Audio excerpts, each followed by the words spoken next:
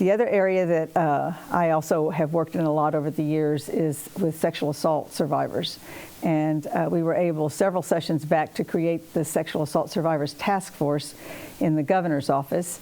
And each session, on a bipartisan basis, a bicameral basis, we have passed the recommendations that that task force has come up with. We were able to do that again this session.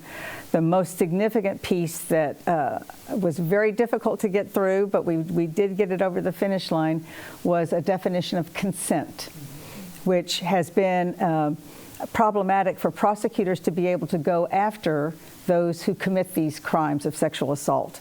Only about 9% of those who have been assaulted report their assaults, and of those, only about 3% are prosecuted. And a lot of it is because we didn't have things on the books that gave the prosecutors the tools that they needed. So we finally got to some consensus, including with the governor's office, on how to define consent, which the best way I can describe it is it's similar to the penal code for theft. So if you think about, if you went to a bar and someone was drunk and you took their wallet and your excuse was, well, they didn't tell me not to. Nobody would buy that.